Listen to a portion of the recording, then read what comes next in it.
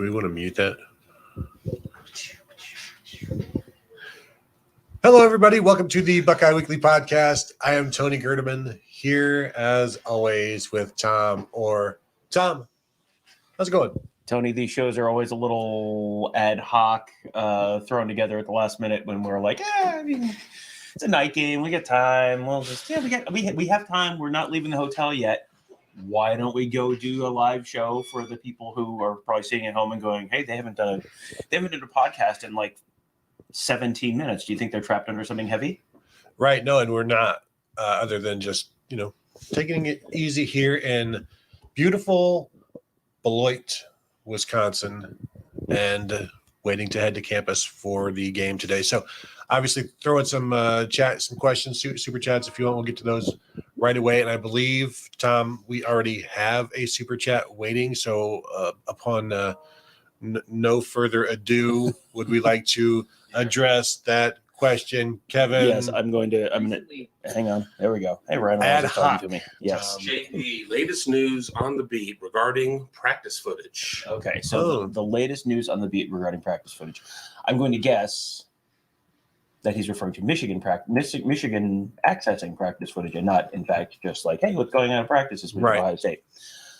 So the latest news is no news yet, and there's been a lot of smoke around the potential for an upcoming release of a story, like the next story to come out is likely / possibly / maybe / definitely / whatever going to be about Michigan somehow, in some way. We don't know specifics in terms of names. We don't know specifics in terms of how. We really don't know any of the 5 W's or the H on this.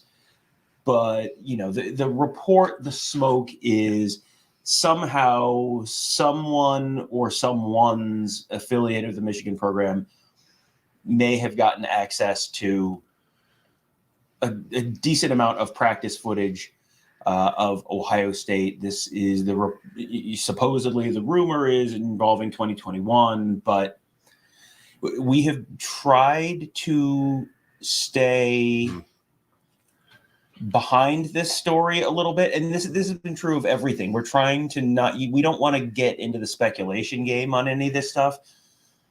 This is something we're addressing because there's been so much smoke about it. It feels unlikely that there's nothing there, but I don't really feel comfortable getting into like, so what do if some of the stuff that's been thrown out there is true, then.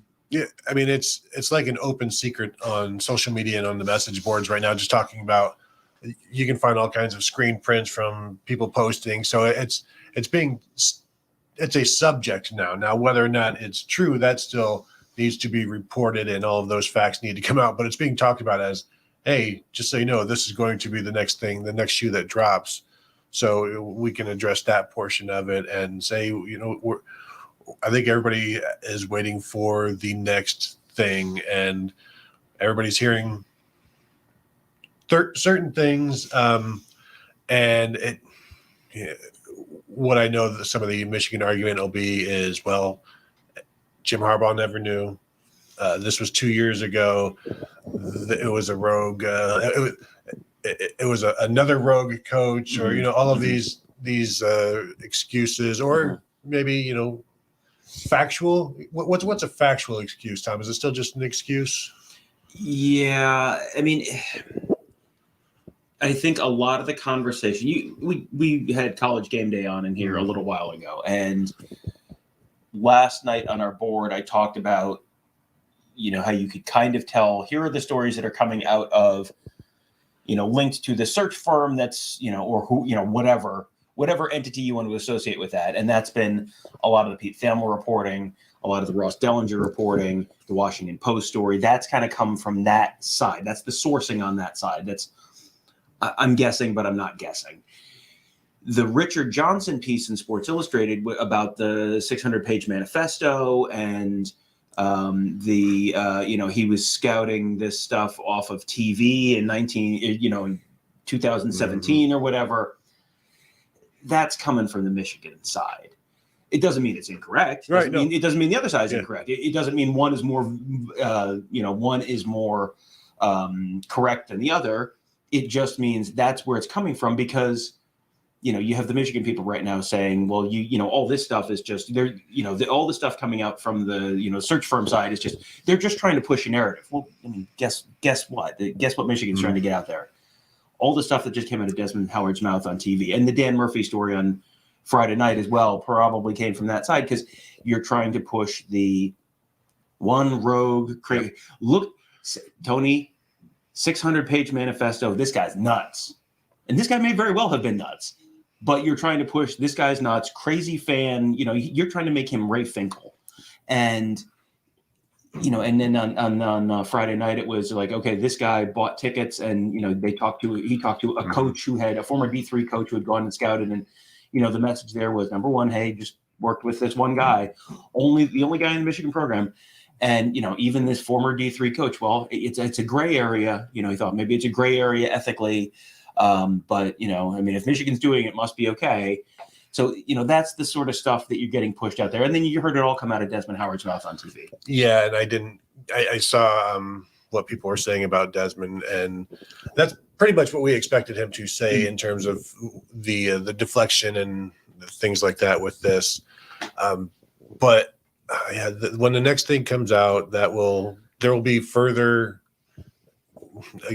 reasonings or what have you. So that's the latest. I'm not expecting anything today. It is the weekend, Tom. Now, news doesn't necessarily take weekends off, but I would be surprised if anything comes of this today. Lawyers sometimes take the weekend off, and maybe that will explain things. But also, there's just so much to this that you got to be absolutely sure about it, and then when you are, but also I don't think it's not just one outlet that has a lot of this in terms of the story. So there's a race for it, but there's also like you've got to go at the correct pace to get it correct, to get it safely. You've got to go at the speed of legal on this, and this is the really unsexy part of this is, one or more reporters probably has enough of this information that they're working on the story, but they don't just get to type it up and then hit -30 at the bottom and then hit publish. That is not how it works. Then it goes through fact checking, then it goes through editors, then that goes through legal, and then legal comes back with stuff. I was not 100% sure that we were going to see something on Friday, even though there was a lot of, oh man, something big's coming on Friday, just because of the nature of this. Because this is one of those things where if you get it wrong, your legal department's going to be busy for a while in the future too. So you have to make sure you've got it right. And what do you have documented? Not just, well, this one guy told me, not just, well, these two guys told me. What do you have documented on this that you can really show to be able to back up what you're publishing? It is not the exciting part of journalism, but it is the way it works behind the scenes. And with this, we are at the point of this where now you're getting into the big enough stuff that process is probably taking a little longer. And this is my guess. This is just sort of informed speculation based on kind of how things work. Maybe this never comes out. I don't know. But we're at the point where there's been so much smoke on this, and you've heard about it from so many different people in different spaces, that it feels like there's something that's going to come out, and it's more of a question of when. And what doesn't need to happen is, if this doesn't come out, there's still a huge scandal that is already broken. Oh, so yeah. You don't. We see this a lot, where if the next shoe doesn't drop, there are no shoes. Yeah. And it's like, no, there's still shoes. They're all over the floor. This place, you can't step on the floor without walking on a shoe at this point, with what's going on with the sign stealing and that aspect of it, which, again, we've talked about for over a week about how long that may take and the steps that need to be taken for the Big Ten, and everybody's unhappy with that. This is what could be coming down next is an additional thing it's another level, but that doesn't make what has already allegedly gone down any less egregious or anything like that. One of the things that Desmond did say, which this to me is such a it's definitely a cop out, and and this is just somebody from quoting it, a Michigan reporter quoting it. This is what Desmond Howard said on game day. There are no excuses. Everybody they play now, it is what it is. No excuses. Does that mean yes, the cheating is over now? So now everything is on the up and up.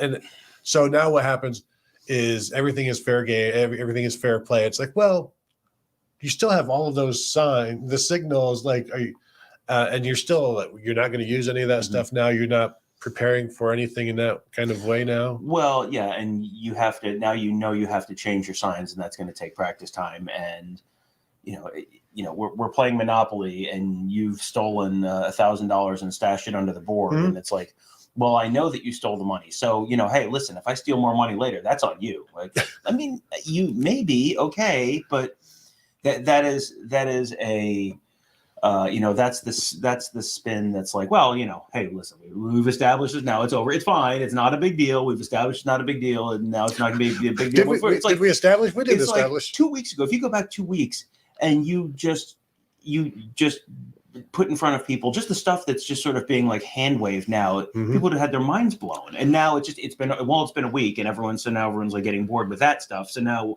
well, what do you have this new for me? It's like, well, I mean, this kind of reporting takes time.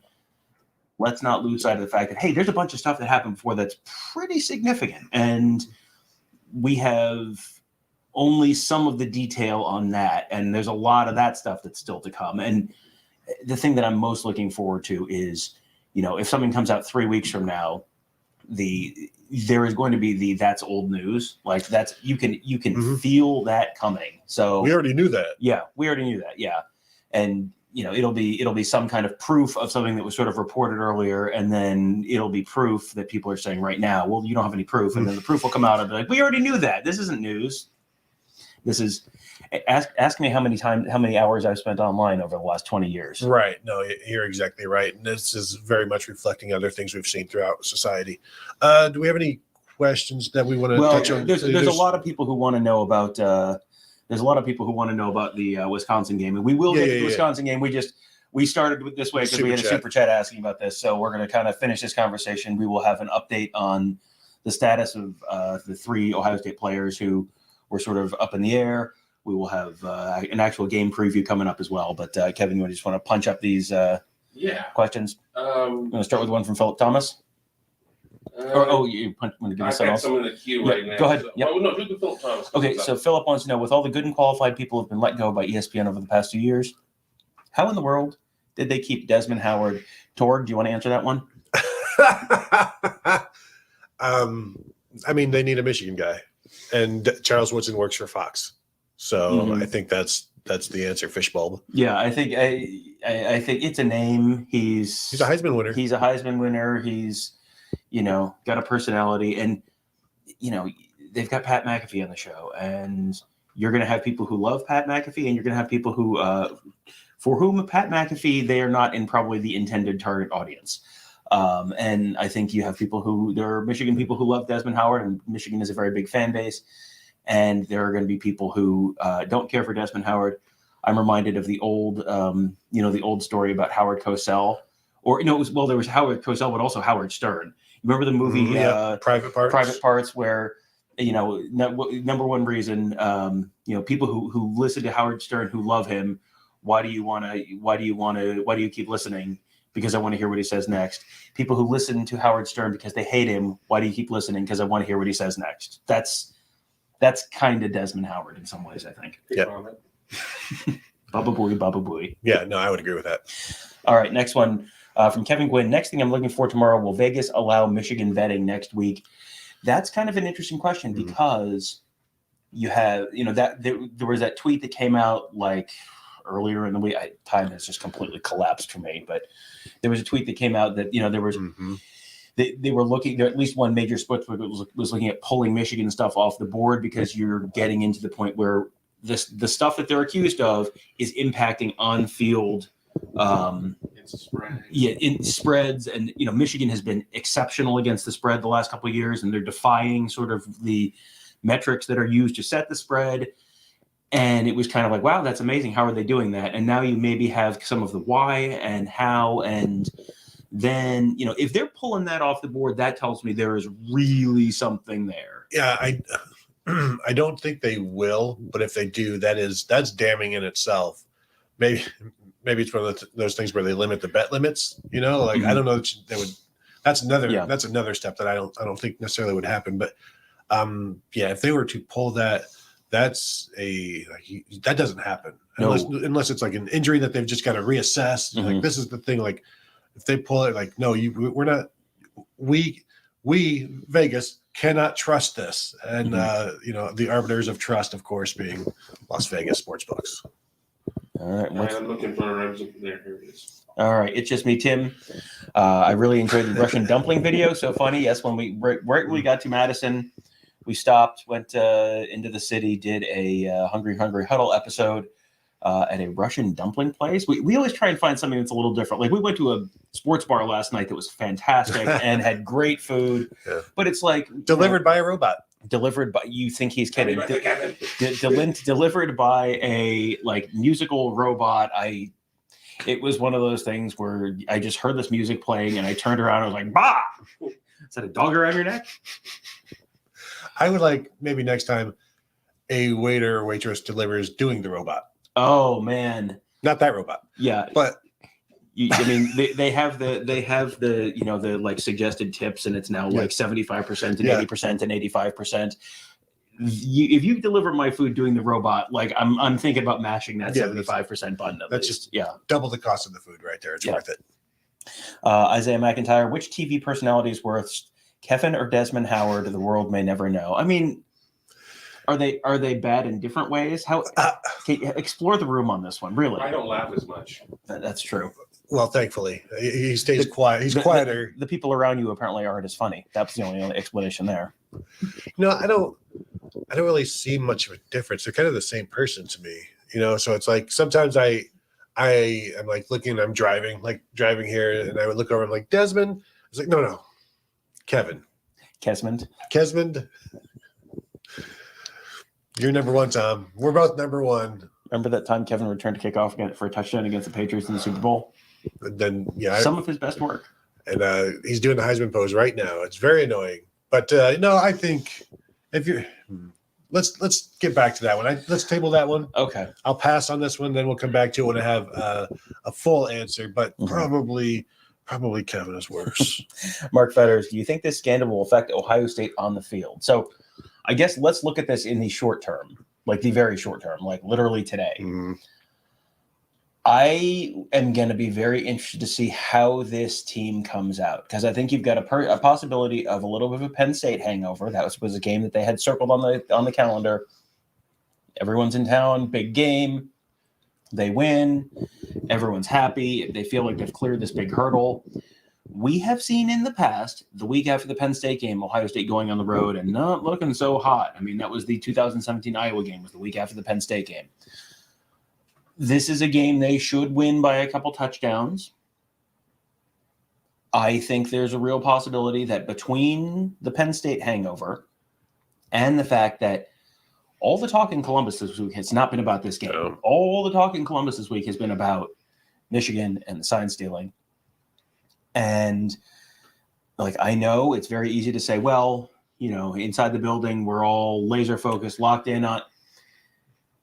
They do leave the building sometimes. And when they go outside, what are people asking them about? And then, I'm not thinking that Kyle McCord is scrolling through Twitter on his phone, during practice or anything, but you're probably not quite as focused as you have been in a typical week, especially with a game like this on deck. This is not 2019 Rutgers. This is not a complete walkover. You don't even need to practice this week. This is a Wisconsin team that's good, but in year one, they're going to be a lot better next year.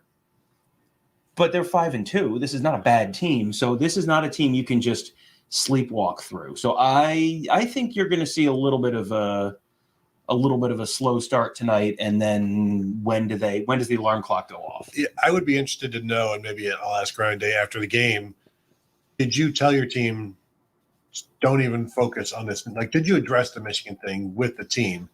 And to a point where it's you're going to be hearing some things, you'll see some things. that's not our focus right now. It can do no good for you to even worry about it.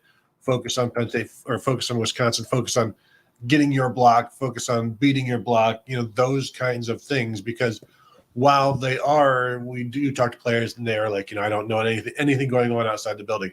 There are also players where, immediately after games, they're on their phones scrolling to, look for mentions or their name or pictures. So that Saturday after the game is not the only time these kids are online and on social media. Like they are, most of them have been born there now at this point. So like, it's just part of their life. It's, you're sitting waiting for an appointment or whatever. You're just there, on your phone. And so it's just something that is natural. So if you are in the sphere or you have any kind of For You page that has anything to do with Ohio State, it is now also a Michigan For You page.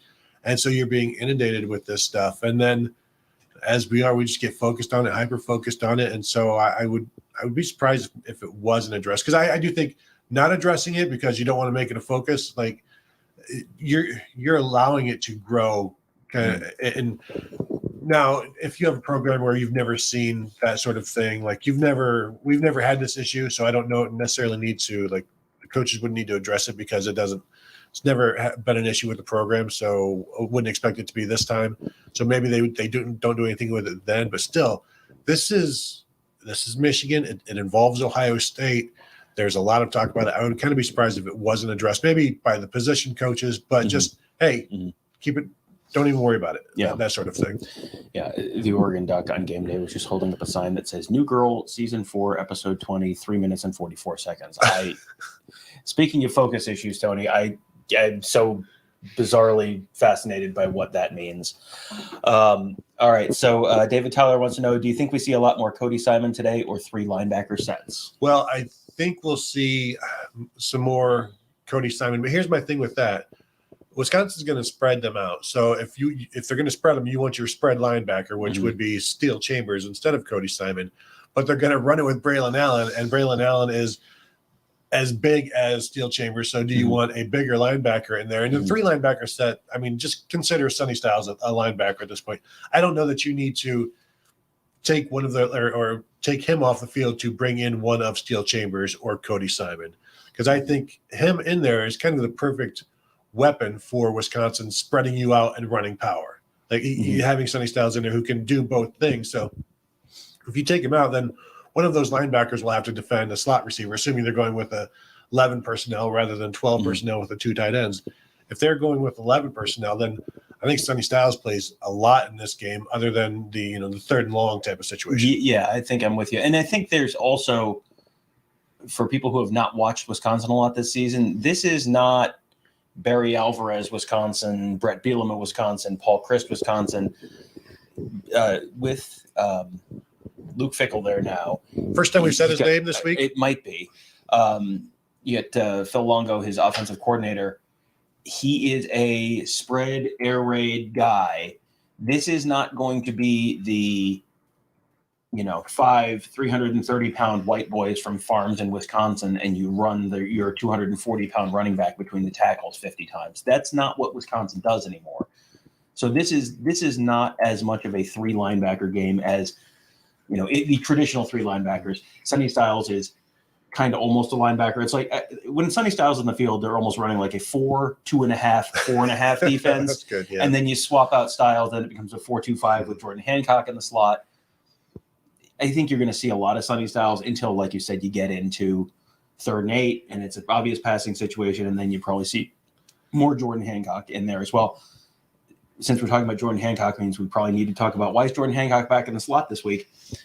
We have not officially gotten the availability report, but Pete Thamel from ESPN, I'm just going to read his tweets this morning. Corner Denzel Burke expected to return for the Buckeyes after missing last week. OSU has made it clear already this week that star running back TreVeyon Henderson will return.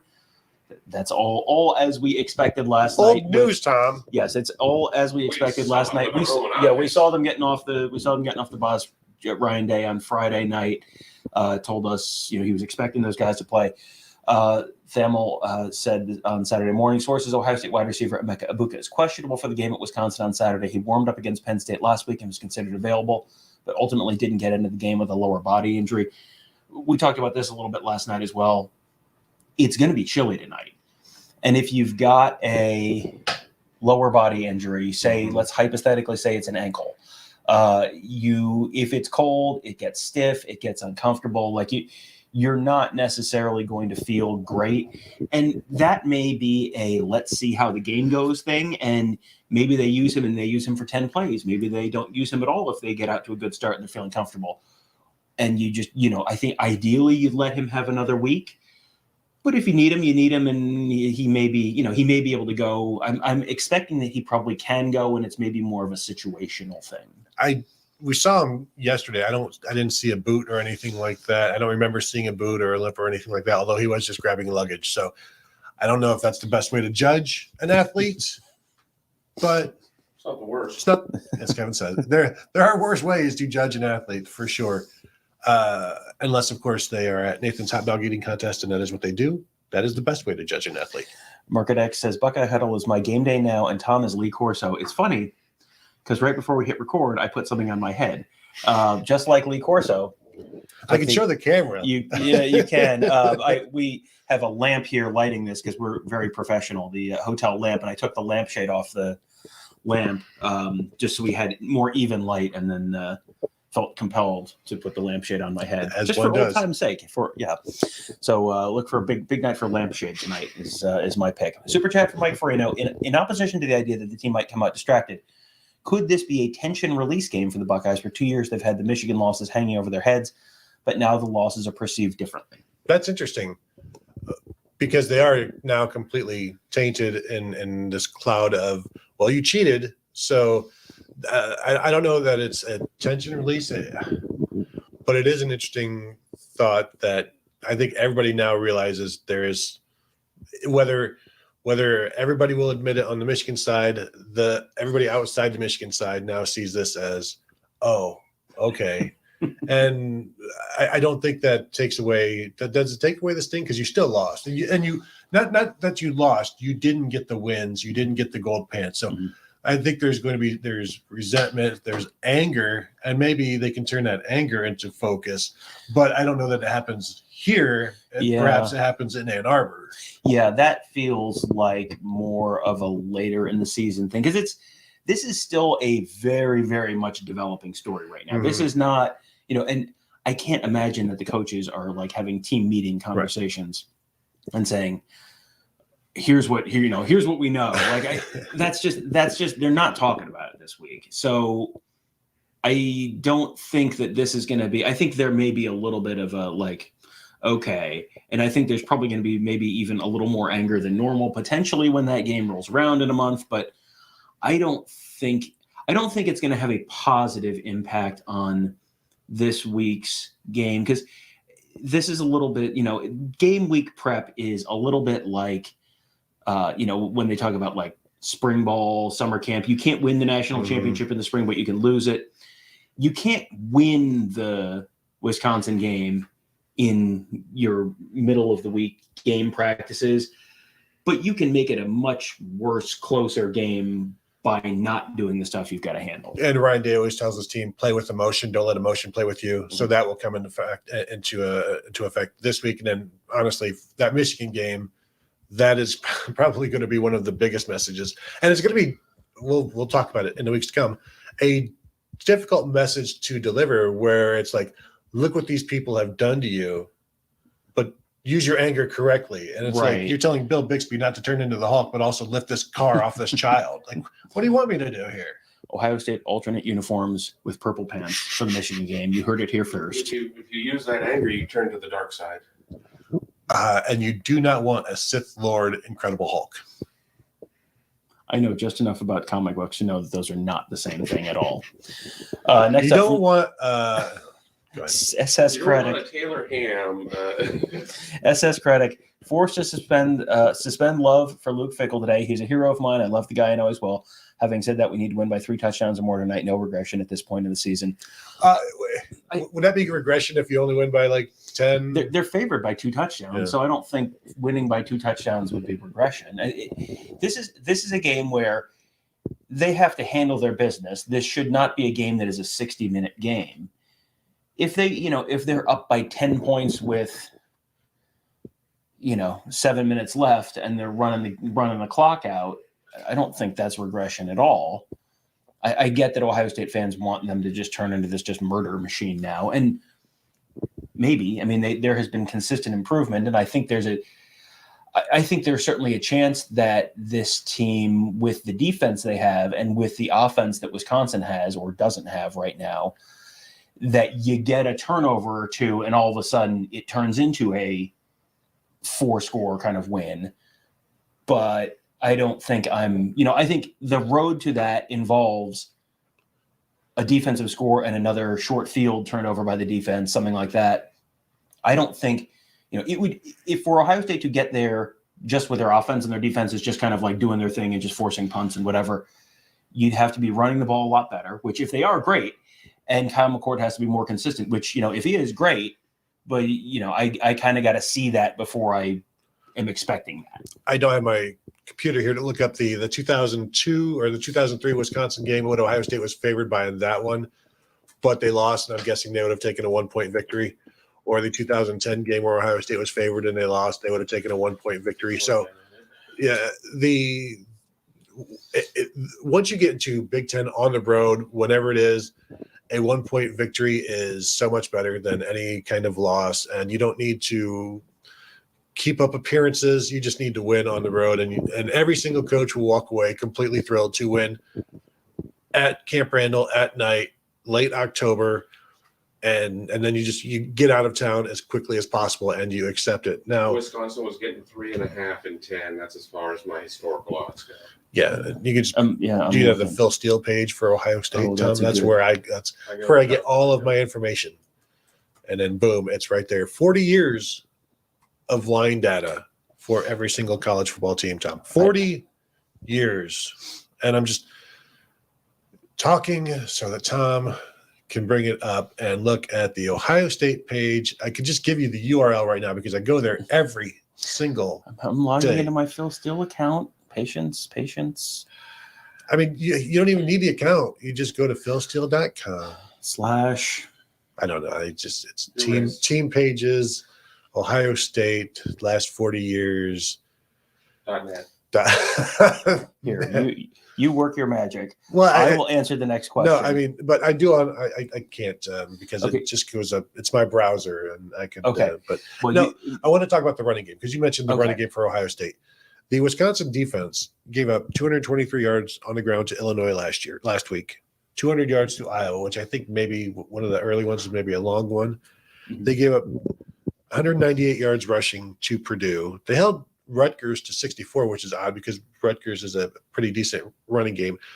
But none of these offenses that Wisconsin has played, with the possible exception of Purdue, are kind of multidimensional where they're balanced. So the fact that you have teams that can run, that have been able to run on Wisconsin when they don't necessarily have great quarterback play, to me tells me that Ohio State should be able to run decently well against this Wisconsin defense, especially. And I keep going back to the fact that if Kyle McCord is on, then I think this is a possible blowout, like a legitimate blowout.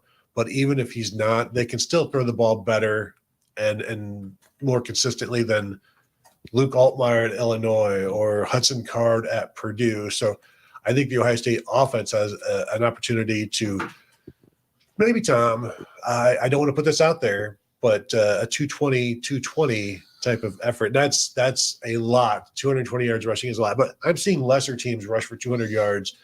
We know Ohio State has struggled. TreVeyon Henderson back this week. That would be a pretty big number if they can only run the ball as well as Illinois or Purdue. And it has felt a couple times this year like, okay, maybe this is the week they break out on the ground, and then it never quite happens. Now, you've got TreVeyon Henderson back.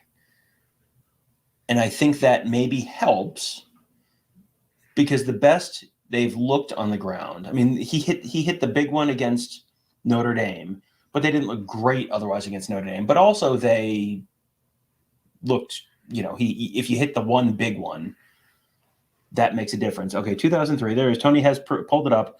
Only a 2-point favorite, the Buckeyes, at Wisconsin in 2003. So there you go. And yes, they would have taken a win, but without covering as a 1-point win that game. Definitely, they did that a lot back then. Mm-hmm. Yeah, do you want to know their record against the spread in 2002 when they were 14-0? I'm gonna guess it was 6-8. 8-6. 8-6. Okay, all right. Still not great. Not great. But yeah, so I have waited for a number of weeks for the Ohio State run game to get going, and it looked at the beginning of last week's game against Penn State like, okay, they've got it. Mayan Williams is back. Mayan Williams looks like Mayan Williams, and then Mayan Williams finished with like 2.6 yards a carry or something, and it just maybe TreVeyon Henderson is the guy that makes the difference. I still kind of want to see Dallin Hayden. If TreVeyon Henderson is doing it, I'd like to see Dallin Hayden. And I know there's concerns about pass pro. You know what a running back's primary job is? Run the ball, matriculate the football, Tony, down the field, hang on to the football. That's really job one. Number one, hang on to the football. Number two, move the football down the field while you're running the ball. If you're not getting it done with the other guys, like, you figure out the pass pro later, man. I don't know what to tell you. Like, you got to be able to run the football. Yeah, and we will also know if there's fool's gold, if there's a 60-yarder, and that's the bulk of the carry or the bulk of the total yardage. Which great, you'll take any kind of rocks you can get. If you're trying to do some landscaping or whatever, But if you're trying to actually like build a house, you need to be consistent with your rocks, Tom. It's just me. Tim 79 says, is Wisconsin's defense too slow? This is when I kind of want to defer to Kevin on this one, because Kevin does his real deep dive tail of the tape segment every week, writes that article at buckeyehuddle.com. Always just a fantastic resource. So you should check that out. He breaks down like unit by unit almost. And if I do not have time to do a lot of game watching, I will just let Kevin do my work for me. Kevin, your thoughts on Wisconsin's defense? Yeah, I think the defense is pretty good. They don't have a Nick Herbig out there. I mean, they've got Wooler. They've got a defensive back that has 4 picks, but that's kind of fool's gold because that happened, I believe, in the Georgia Southern game, and they had 5 picks in that game. They don't have a Keanu Bitten in their 3-4 setup, so it's not a typical Wisconsin defense in that regard. It's not a defense of where there's a ton of names that you look at and you say, wow, that guy's this and that guy's fantastic. But then you go and you look at the stat pages and this guy's got 104 tackles and this guy's got 73 tackles. And you wonder exactly what the criteria for tackles are according to their official score. But no, it's not an SEC defense in terms of its speed, but I think they're disciplined in what it is that they do. They don't give up a lot of rushing yards. I'd sit there and say, oh, but they haven't gone against a lot of great rushers. I don't know if I'm ready to put Ohio State anywhere close to that category based on the numbers that we've seen this year. So I think Wisconsin has enough speed to be able to limit some things that Ohio State may want to do. But if Maserati Marv is able to get open and Kyle Honda McCord is able to find him. That's so good. McCord, so good. I can't take credit for that. That's too clever for someone else did Kyle that. McCord, McCord can do get it to him. I think that Ohio State should be able to find some big lanes out there. I know that Desmond on game day all morning has been talking about Wisconsin doesn't give up a lot of yards, et cetera, et cetera, et cetera. That's just Des. And if he's not laughing, I'm not listening. Well, Wisconsin doesn't give up a lot of yards because they play a lot of bad offenses because they play in the Big Ten West. But, Tom, if Emeka Egbuka is back, don't boo me. Don't boo that man. Yeah, and I saw a question about Maserati Marv earlier in our thing, and I think we skipped over it, but it was essentially about, is he a legitimate Heisman contender now? And I think he is getting to that point. I think if he continues on the trajectory he's on right now, and you put up a big game against Michigan, if he has 150 yards and 2 touchdowns against Michigan, and they beat Michigan, right now I think J.J. McCarthy was the betting favorite for the Heisman at one point, and Harrison was like plus 6,000 over the summer. The last time I looked, he was at like plus 2,000. So his odds are getting shorter. And it's just kind of a matter of, okay, Caleb Williams is not going to win the Heisman again. Like, you can't have the performances that he's had with his team losing and just not getting it done. He's not going to be in there. Michael Penix was the betting favorite for a while, and then like he played, they beat Arizona State 15-7 last week or something at home. I mean, and so those are going to bounce all over the place. You're one bad JJ McCarthy game away, or two good Marvin Harrison games away from him at least being a trip to New York guy. And then I think he's very much in that conversation because he has the name recognition. He came into the year with the name recognition that people are already kind of looking for it. And he didn't pile up a ton of garbage yards against the bad teams. He's doing it against the better teams they're playing. That's the stuff late in the season. Everyone's watching Ohio State games. That's the stuff that gets noticed. Well, and I wrote in this most recent Michigan Monday on Monday that the Ohio State-Michigan game could be where the Heisman is decided between J.J. McCarthy and Marvin Harrison. Bo Nix is still a guy that is out there as well, playing very, very well. But all eyes are going to be on J.J. McCarthy because he is the Heisman favorite. But if Marvin Harrison steals the show, then it's like, wow, how do you vote for the guy? How do you give that award to J.J. McCarthy when the best player on the field, it could be Marvin Harrison if he plays like it? I also wonder, J.J. McCarthy became the Heisman favorite. Then all heck started breaking loose onto the Michigan sign stealing and cheating scandal. And so what does that do to the voters' thoughts on his performance? Because he's been very, very good. He's been outstanding. He's been really good. But does this taint, in their minds, does this taint his performance a little? And does that move him down the ranks of their own? And you vote for three people. The Heisman voters vote for three people, first, second, third. I wonder what this does to their thought process. Well, I think he's due for a little bit of natural regression in the coming weeks because, as you may have heard, they have not played a tremendous schedule to date. And the last 3 weeks of the season is at Penn State, and then they play Maryland, and then they play Ohio State. And so it's going to get tougher, and the numbers are going to come down a little bit. And it might just, so you're going to have a little bit of a narrative around that about like, so right at the time that you stopped having this, this guy on your sidelines who's doing things that, seem to be objectionable to a number of people, that your numbers are coming down. You wonder if that might become part of the narrative when it may just entirely be natural regression from you've been playing garbage for 9 weeks and now you're going to be playing better teams. Well, and how many Ohio State quarterbacks over the years, maybe before this most recent batch, the numbers get worse in November because the weather is worse in November. It's not ideal conditions to continue completing 80% of your passes. So any number of reasons why the numbers will drop, including two very good defenses, much better defenses than anything he's seen all season long. But I definitely think Marvin Harrison is in the mix, and he can put himself in the top 2 or 3 with just a couple of weeks of doing what he's been doing because people are watching. Yep. From Market X, did you guys see Acho's comments? Sam Acho's? Yeah. I only see that name written down regarding how Caleb Williams should quit on this team now that they have 2 losses. And it was essentially like, like guys opt out of bowl games, but just opt out of the rest of the season since now you're not going to win the national championship or maybe even win the Pac-12. I think focus on Fansville. Focus on your Fansville commercials. Yes.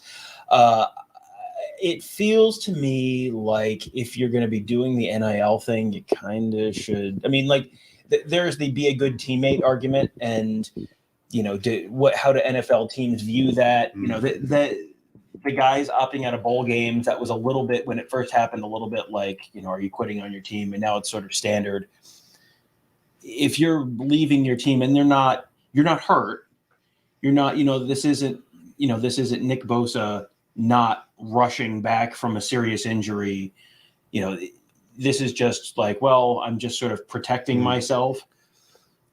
I don't know how that would be viewed with NIL and all that kind of stuff. I'm sure that creates a little bit of a mess with whatever NIL contracts he has. And is that, if that's not written into contracts now and he leaves, then that's going to be written into contracts in the future. I mean, there's some complicating factors now that I don't expect him to leave.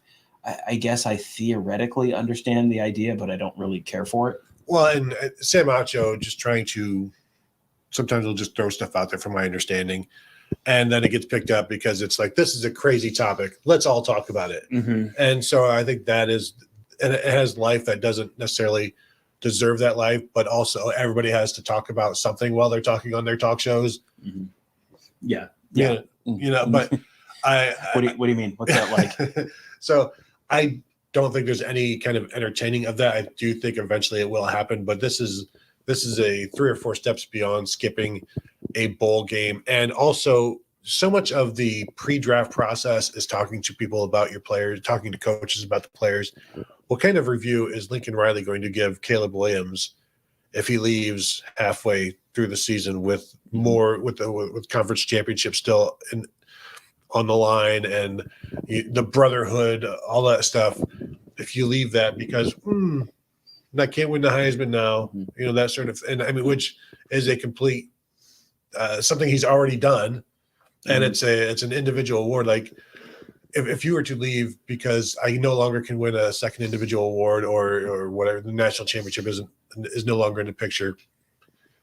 The quitting aspect is not the way to go to impress the NFL.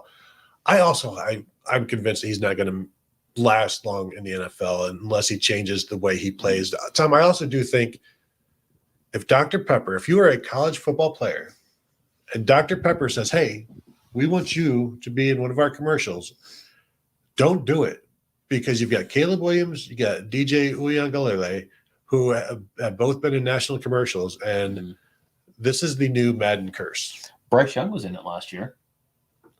2 out of 3, Tom. But I mean, Bryce Young, he didn't have a huge year. So yeah, lost his Heisman. Yeah, It's. I think you have to respect the people of Fansville. They dedicate their lives to college football. I'm not complaining about the commercials. I do appreciate. No, I'm bring back Larry Culpepper. You go to the bleachers, sir. I'm old school. Dr. Pepper. I go back to Dr. Pepper back when I was a kid, when you would buy a bottle of Dr. Pepper out of the machine or wherever, and it was called Spin and Win. Like you could win a free Dr. Pepper under the cap. So we would go into the local carryout there in small town Ohio and like into the fridge thing and the cooler and look, and you could see which the ones the winners were because you could read the writing. So we would just buy winners. That made us winners, Tom, by proxy. That made you the Connor Stallions of Northwest Ohio. Well, there's no rules against this. Who are we harming other than the Dr. Pepper bottling company? That makes Desmond Howard the Desmond Howard of Northwest Ohio, Dr. Pepper, because I'm sure he has takes there too. We'll do this one, and then we'll get to the super chat. So Austin wants to know, where are the bold predictions? Did I miss them, or do I need to begin my outrage? We did the bold predictions during the Friday evening live show. We are a little off of our normal editorial calendar this week for reasons you can probably imagine. So yes, we did if you look on our YouTube channel, the video is titled "Buckeyes or Evan Madison. Our Wolverines on the way out," and their thumbnail is a picture of Ryan Day answering questions right after he got off the bus in Madison. I think it's about 40 minutes in. Like the Buckeyes get there like 15, 20 minutes into the video. Like the last 15 minutes. Yeah, it's like the last 15 or so minutes of the video. So you can watch the whole thing and hear us say many of the same things we've said here, but also hear from Ryan Day and all that kind of stuff. And then we did do the bold predictions live Friday night. It was sort of abbreviated, a little bit, a little bit shorter, a little bit less contentious because Tony's little fingers were cold. Everybody was cold. I am the scapegoat in all of this. Everybody had a shared drive to the cold, Tom. Everybody accessed this drive to the cold, and yet I'm the guy that's being thrown under the bus. Can you prove that I accessed the drive? It seems like more Citrix. Get me the FBI on line 2. TK wants to know, can we get a good look at the artwork behind Tom and Tony along with their artistic interpretation? So this is a landscape, a little bit abstract, but mountain ranges with like a sunset and or sunrise behind it. It's I mean, it is pretty standard hotel artwork, I would say. They have it bolted to the wall in a way that they feel that it is likely to be stolen, which, I mean, Well, I'm not a professional art critic, but I don't know. You go to art school to be like a hotel artwork. Yeah, did you ever send in one of those, like The the TV turtle? commercial where you Pirate. have to draw the pirate and the turtle and stuff? Did you ever do that?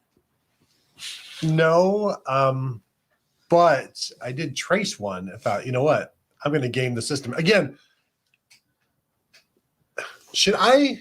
Be in jail? Yes. I was going to say, should I be working for the Michigan football department? In prison? Yes. Yes. No, did you? Why? Because you No. asked. No. I have no natural artistic Sounds talent like- whatsoever. Tom sent a picture of a turtle or a pirate in every single week for about 13 straight years and never once got a response until they were like, "Sir, please, you have passed the age requirements for this art school. You will never make this art school. You, sir, are the worst applicant we have ever seen. 3 people have quit their jobs because they have had to go through your mail every single week getting this stupid image that, I'll tell you what, it doesn't even look like a pirate. It looks like a badger. That's how bad your art is. Your pirate looks like a badger." And then you're like, "Well, why don't you have us draw a badger?" And they're like, "No, because then you'll be good enough for our art school." It sounds like Tony is drawing that from memory. No, I'm not. I'm not. I've got to tell you, that is very inaccurate. Extremely inaccurate. They sent rejection letters every single time. You do not criticize them. Do you put those in your manifesto, or do they just fuel your manifesto? I just type "all work and no art makes Tom a dull boy" on the back of that letter over and over and over again. All right. Anyway, this trip's going great. Thanks for asking. Yeah, tonight when you're shooting photos, you're going to be the Jack Nicholson, like frozen, GIF and the corn, the bush maze. All right, I'm going to read most of this. Jason G says, "When the dust settles one day, Mel Tucker will be undefeated versus Michigan in his career." I mean, I think a lot of people are going to be that. I think it's a real possibility. It's a real possibility. I did have somebody ask me on Twitter, so like, hey, if these wins get vacated, does that mean Ohio State won the last 2? I'm like, no, you don't give the wins. You don't. Also, you'll see when Ohio State had the 2010 vacated stuff. Like, not every team like updates their, like, if they played Wisconsin that year. Well, Wisconsin won because they beat them. They did, but like Wisconsin the has other a programs W. don't necessarily update their records. I guarantee if these last 2 years of wins have been vacated, Ohio State will update their records to reflect we didn't lose to those guys in 2021, 2022. Yeah, and Ohio State has, when Ohio State vacated 2010, Ohio State took that out of their records too. So it's not like they're going neener. No. It's just, this is what the official record says now, and vacating wins is always a little like, I mean, it only is so soothing. Like you still have the photos, you still have the game on your DVR, you still have the T-shirt, whatever. But you don't have the gold pants. Yeah. From RK question: have you reached out to interview Coach Tress? No, we've been in the car, but we're not going to get much from the current head coach. That's true. So you know what? John Cooper is there on Wednesday, or there on Tuesdays. Yeah. I should grab him on Tuesday just to get his thoughts on this as well. Mm-hmm. He even asked Ryan Day a question about it at some QB luncheon or something like that last week. And Day's like, I'm not, nice try, coach, but no. So if John Cooper is willing to ask questions, I guarantee he's willing to answer questions. So that's a good idea. Thank you for that. I should super chat that back to this person. Wrigley Puppy Frog: will Iowa and Purdue get Big Ten championships? I want a world where the Big Ten West never wins a Big Ten championship game yet has multiple championships. There are no Big Ten champions in 2021, 22 if this happens. Oh, we're all losers, especially Michigan. but also Purdue. I think there's just going to be nothing. Although if you want to have maybe you put a trophy like had Big Ten championship loss vacated, congrats, that sort of thing. I don't know that that's going to be any kind of consolation. I think the consolation is just that if it's proven that you can point to it and say, they cheated. We lost. What are you going to do about it? We didn't cheat. That sort of thing. Like, you had to cheat to beat us, that sort of thing. I was going back to pull up the 2010 Big Ten thing to see how they have it. I forget, that was the year before they started the Big Ten championship game. So Wisconsin and Michigan State and Wisconsin are listed as just co-champions that year because they both had one loss in the Big Ten. So yeah, I was thinking, clearly there's going to be precedent to see exactly how. Nope. No, it's all of this is unprecedented, and none of it, Tom, goes back to Jim Harbaugh. That's the important thing. Mike Smith doesn't mean anything if the guy who came forward yesterday was a former college football player and head coach at the D3 level, so it's not just friends and random people. He knows what to look for. Well, I mean, that's interesting, but even if it is just friends and random people, like, it's still all part of the same chart, the same organizational chart. It's all part of the same tree.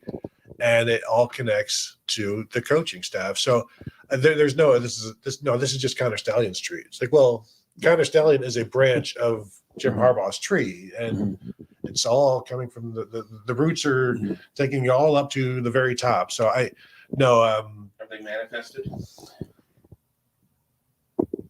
I don't understand that reference. Anyway, sorry. So I think that the point of having it be like the manifesto. Yes. Oh. Anyway. Have they manifestoed? So I think the point of having it be a former D3 head coach was. And it was just a coach. It Didn't say head coach. Coach. Okay, yeah, a coach.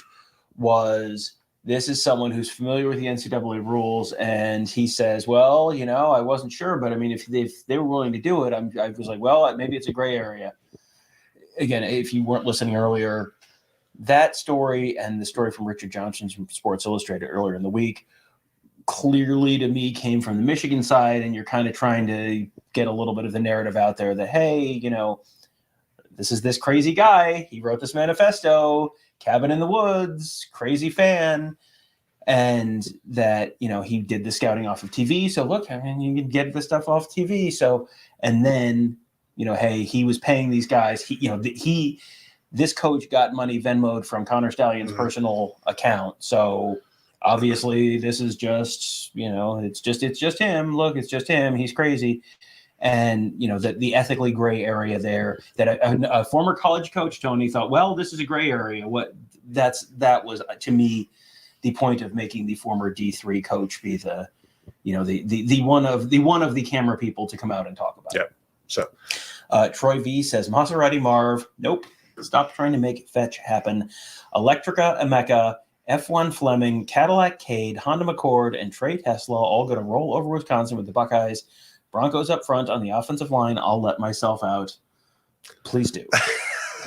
Nobody's going to stop you, Troy. Maserati Marv is just like, you know what? Like, if you just let something happen naturally, that's fine. If you spent the week workshopping and very clearly came into the booth with a nickname written down on an index card, that's not how that typically goes. No, and I'm okay with it leaving. I think Marv is also okay with it leaving, if that tells you anything. Moose 1066 says, if significant coaching suspensions happen at Michigan, how many active coaches do you actually need to prep for and coach a game? I'm not expecting at this point. We got through that week. I don't think they're going to get nuked in season at this point. It felt like if there was going to be some kind of immediate reaction from the Big Ten, it was probably going to happen during the bye week. Maybe something happens with Harbaugh moving forward, maybe, but I don't think they're going to have 7 coaches suspended in season at this point. Maybe one, maybe Harbaugh or something, or maybe it's, hey, this position coach had access to this, whatever, and you lose someone like that. But I kind of feel like you're not, I went from 15% chance of something happening in season to a greater than 50% chance on the night that the Washington Post article came out. And I'm kind of back below 50% in terms of something really happening specifically during the season. And we're all victims of it's been 2 days and nothing has happened, so nothing's going to happen, right? That sort of thing. But I do think, is it one of those things that if there are suspensions coming, do you piece them out because you need so many coaches to go, or if there are suspensions, no, you're all suspended figure it out, that sort of thing. And how crazy would it be to have assistant coaches suspended twice in one season, which could happen if this happens. It could happen for a number of Michigan coaches, which is also unprecedented. Yeah, and you want to have the like, oh look, this is not that bad. Like, I can't ever remember coaches potentially being suspended for two separate NCAA violations within the same season. I think if you're looking at this dragging into the offseason, you might have a lot of those folks saying like, there's also a professional football league where I could go ply my trade. So you might not have these people serving any kind of punishment moving forward, but yeah, and all of this is speculation. I want to make this super clear on this. We're still waiting for whatever the next shoe is to drop. We don't know exactly what that's going to be and exactly what you're going to be able to prove. So that's a big question mark. We don't know. This is sort of unprecedented in terms of the Big Ten. What is the Big Ten going to do? It's unprecedented in terms of we don't know Tony Petitti at all. Like if this was Jim Delaney, who'd been around for 100 million years, you kind of had a sense for how he was going to handle stuff. Tony Petitti took the job this year. Yeah. We have no idea what this guy's worldview is on a lot of this kind of stuff. And there's not a prescribed punishment in the NCAA rules for this. And there's not a really precedent for this. So it's just, you're really just kind of shooting in the dark right now. And I don't want people to think like this is what they're expecting. Like we're guessing right now. And I want to make super clear that we're not like, this is not reporting. This is just like vibes. Yeah. Talking about speculation. Do you know what Kevin Warren would do? Nothing. Season. He'd suspend everybody. All teams suspended until not revisiting it. Or then he'll make him smoke the entire pack. Suspend everybody, make them smoke the entire pack, and then Mississippi State's the only team that gets to play. Lafayette says, let's get this dub and send Harbaugh back to the NFL. I mean, boy, the narrative around the Ohio State-Michigan rivalry, if Ohio State wins this year versus Michigan wins this year, is going to be, one of the biggest swings in the rivalry in years. Because either Michigan wins and LOL, you clowns, soft, can't, and Michigan's still a very good team. Even without having advanced scouting stuff, Michigan's still a very good team. And I think that's and it's in Ann Arbor. I think it's entirely possible Michigan wins this game. Maybe even greater than 50% that Michigan wins this game. But if Ohio State wins this game, the last 2 years even before the NCAA does whatever they're going to do, those are erased from Ohio State's memory. Every time a Michigan person references it, it gets immediately blown up. I'm planning on, there's a wall next to the Michigan locker room in the tunnel where they have all of their national championships and all of their Big Ten championships listed. I am planning to make sure I get a picture of that this year because I think there might be less paint on that wall a year from now than there is right now. It's interesting. I think one of the fun kind of excuses or comebacks to Michigan's wins the last couple of years or when Ohio State was made aware of the sign stealing, the Michigan fans are essentially saying, you guys knew we were cheating and you still couldn't beat us, LOL. And now if Ohio State loses to Michigan this time, it's like, we weren't even cheating anymore and we beat you, LOL. It's like you weren't cheating as far as you know. Right.